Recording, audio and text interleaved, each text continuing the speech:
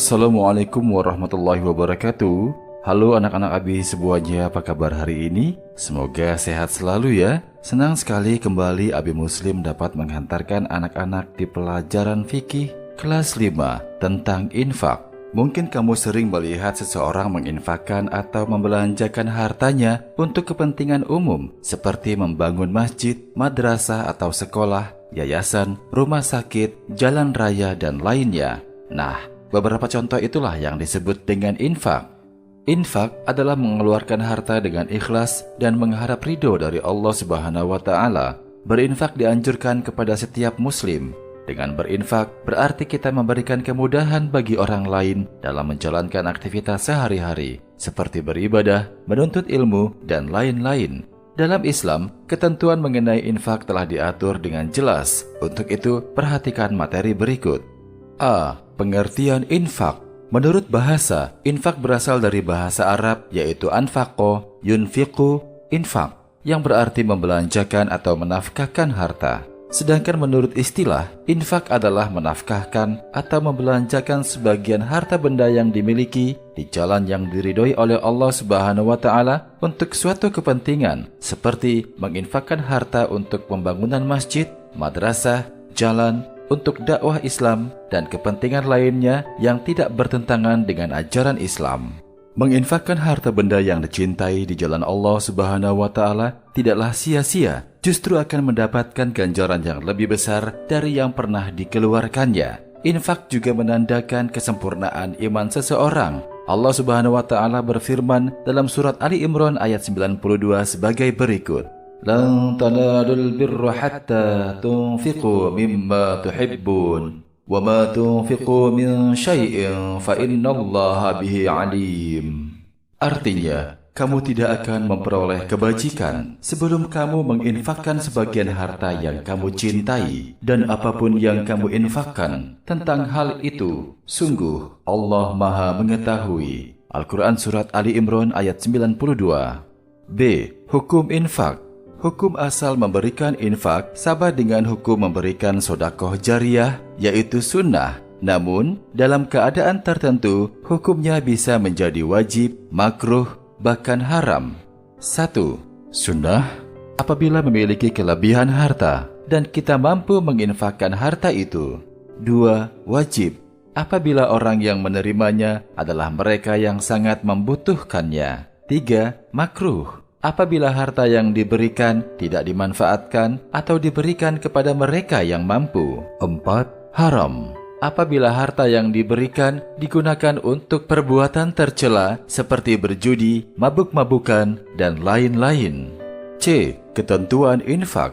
Ketika Nabi Muhammad SAW menyeru kepada para sahabatnya agar menginfakkan hartanya untuk kepentingan perang Tabuk, Umar bin Khattab radhiyallahu an menginfakkan sebagian hartanya, sedangkan Abu Bakar As-Siddiq radhiyallahu an menginfakkan semua harta yang dimilikinya untuk kepentingan perang Tabuk. Apa yang dilakukan oleh sahabat Umar bin Khattab radhiyallahu an dan Abu Bakar radhiyallahu an dalam menginfakkan hartanya bukan karena unsur paksaan, tetapi karena tingkat keimanannya kepada Allah Subhanahu wa Ta'ala.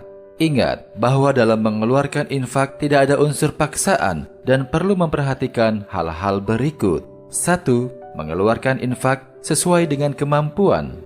2. Hindari sifat berlebih-lebihan atau at-tabdzir. 3. Memperhatikan agar hak-hak yang lebih penting tidak terabaikan. 4.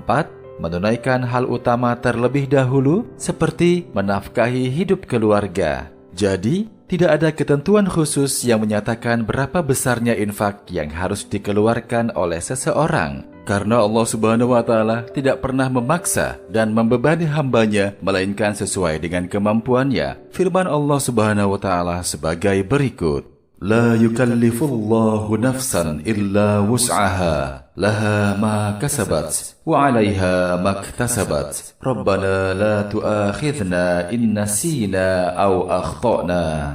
Artinya, Allah tidak membebani seseorang melainkan sesuai dengan kesanggupannya. Dia mendapat pahala dari kebajikan yang dikerjakannya, dan dia mendapat siksa dari kejahatan yang diperbuatnya. Al-Quran Surat Al-Baqarah ayat 286. D. Tata cara berinfak. Pelaksanaan infak dapat dilakukan dengan cara memberikan infak secara langsung kepada orang yang menerima infak, baik secara tersembunyi atau rahasia maupun secara terang-terangan, dan dilakukan dengan ikhlas. Firman Allah Subhanahu wa Ta'ala dalam surat Al-Baqarah ayat 271 sebagai berikut: "In tubdus shadaqati fa ni'ammahi wa in tukhfuha wa tu'tuhal fuqara'a fahuwa khairul lakum wa yukaffiru ankum min sayyi'atikum wallahu bima ta'maluna khabir." Artinya, jika kamu menampakkan sedekah-sedekahmu, maka itu baik, dan jika kamu menyembunyikannya dan memberikannya kepada orang-orang fakir, maka itu lebih baik bagimu. Dan Allah akan menghapus sebagian kesalahan-kesalahanmu. Dan Allah Maha Teliti apa yang kamu kerjakan. Quran Surat Al-Baqarah ayat 271. Berdasarkan ayat tersebut, berinfak dapat dilakukan baik secara sembunyi maupun terang-terangan. Namun, infak yang dilakukan secara sembunyi atau rahasia lebih baik daripada dilakukan secara terang-terangan karena bertujuan untuk 1. Menjaga kehormatan penerima infak.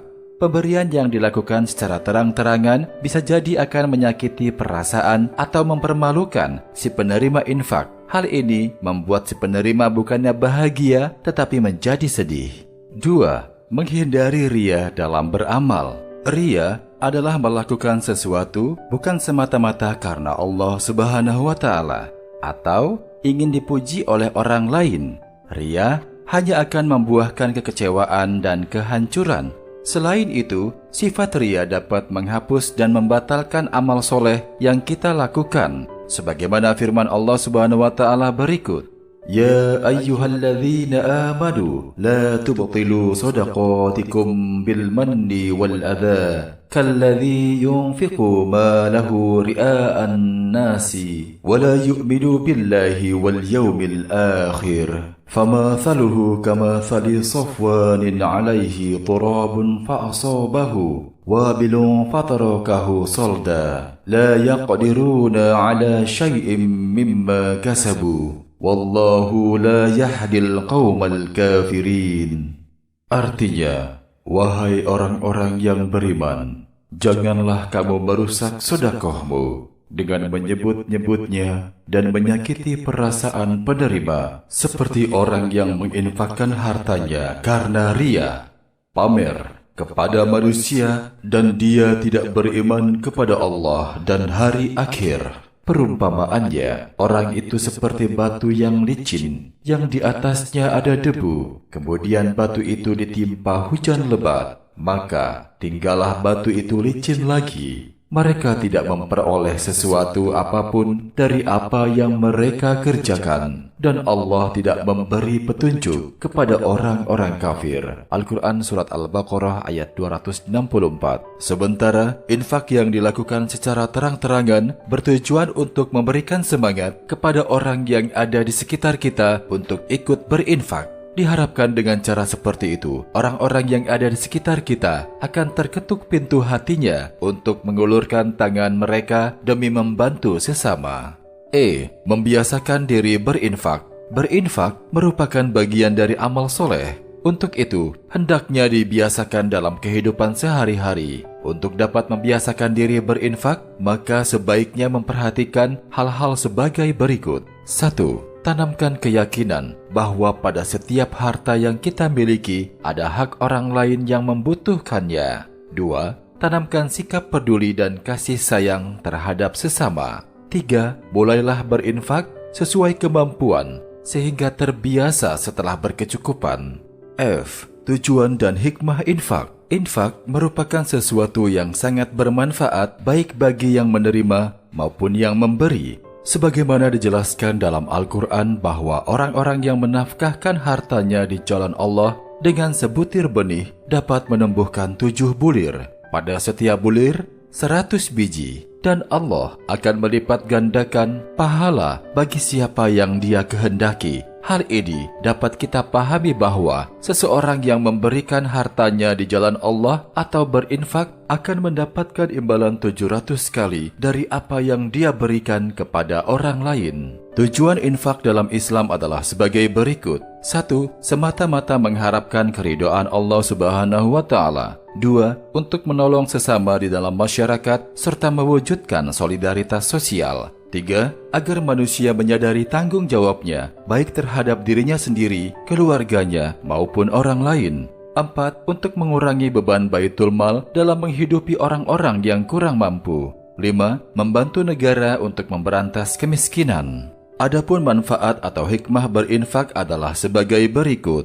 1. Mendekatkan diri kepada Allah Subhanahu wa Ta'ala. 2. Mendapatkan kebaikan dan kemanfaatan orang banyak. 3. Allah Subhanahu wa Ta'ala akan melipat gandakan pahala baginya. 4. Allah Subhanahu wa Ta'ala akan melapangkan rezeki. 5. Meringankan kesulitan orang lain. 6. Mempersiapkan bekal di akhirat. 7. Meningkatkan syiar Islam. G. Persamaan dan perbedaan zakat dengan infak. Zakat dan infak memiliki persamaan dan perbedaan. Zakat dan infak memiliki persamaan dalam peranannya, yaitu memberikan bantuan yang terarah dan tepat sasaran dalam mengentaskan kemiskinan. Selain itu, tujuannya adalah sama untuk membantu mensejahterakan masyarakat yang kurang mampu. Adapun perbedaan antara zakat dan infak adalah sebagai berikut.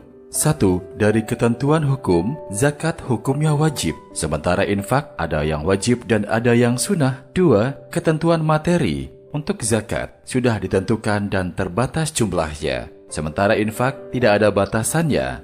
3. Ketentuan waktu pelaksanaan. Untuk zakat pada waktu tertentu, sementara infak tidak ada batasan waktu. 4. Untuk ketentuan penerima, zakat ditentukan, yaitu ada 8 golongan. Sementara infak ada yang ditentukan dan ada yang tidak ditentukan. 5. Ketentuan cara penyerahan. Zakat ada ijab kabul, sementara infak boleh langsung tanpa ada ijab kabul. Baiklah anak-anak Abi yang soleh dan soleha, kiranya demikianlah video pembelajaran tentang infak hari ini. Semoga anak-anak semuanya tetap semangat belajar di rumah. Akhir kata, wassalamualaikum warahmatullahi wabarakatuh.